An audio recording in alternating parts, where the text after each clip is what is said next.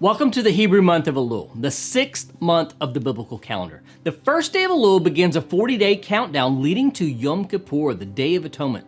Between the first of Elul and Rosh Hashanah, also called Yom Teruah or the Feast of Trumpets, there are 30 days. From Rosh Hashanah to Yom Kippur are 10 more days, known as the 10 days of awe. However, these 40 days are a season of deep reflection, repentance, and return. The sages teach that the central themes of this season are Teshuvah, or repentance, malchiyot, or kingship, and shofrot, the cry of the shofar. Though these days are serious, they are infused with hope because they are filled with God's mercy and forgiveness. Rabbi Shneur Zalman of Liadi described Elul as a time when the king is in the field. Normally, a king is in his palace, accessible only through proper channels and protocol. But in Elul, the Holy One, blessed is he, steps out of his palace and into the fields where his people live and work. He makes himself accessible, approachable, and near because he longs for our hearts to turn back to him.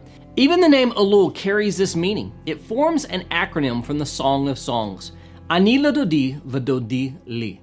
I am my beloved's, and my beloved is mine. This is chapter 6, verse 3. These words capture the intimacy of the season. The sages said that Elul is a time of love and compassion when God responds to even the smallest opening of repentance. Open to me, the Midrash says, like the eye of a needle, and I will open to you an entryway wide enough for armies to march through.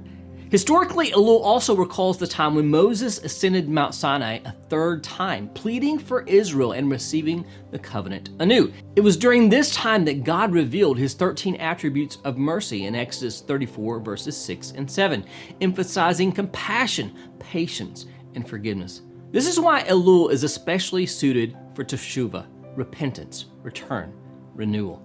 Yeshua of Nazareth echoed this very call. His central message was repent, for the kingdom of heaven is at hand. Like the prophets before him, he warned that repentance brings redemption, but refusal leads to judgment.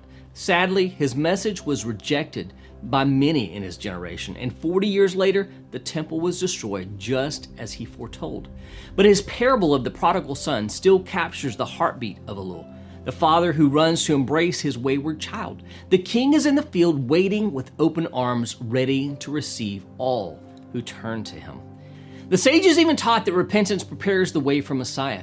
Great is repentance, they said, for it brings healing to the world, quoting Hosea 14:5. And again, great is repentance, for it brings forth redemption, quoting Isaiah 59:20. When we return, we not only heal our own souls, we invite God's redemption into the world.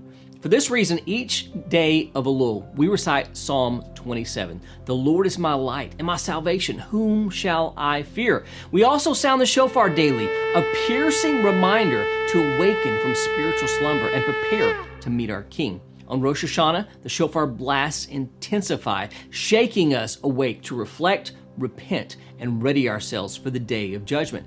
So how do we respond to this season when the King has come into the field?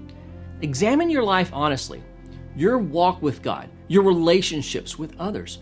Repair what is broken, seek forgiveness, reconcile where you've caused harm, and return wholeheartedly, turn back from sin and back to God through prayer, study, and action. And last, invest in others. Bless someone tangibly and sow into their life.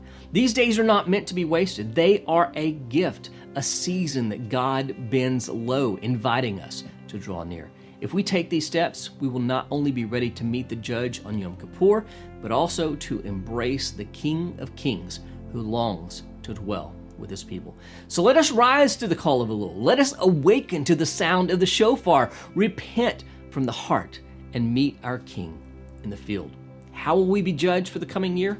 It depends on our actions now. Let's not waste any time. I would love to hear what you're doing to take advantage of this special season. Let me know in the comments below.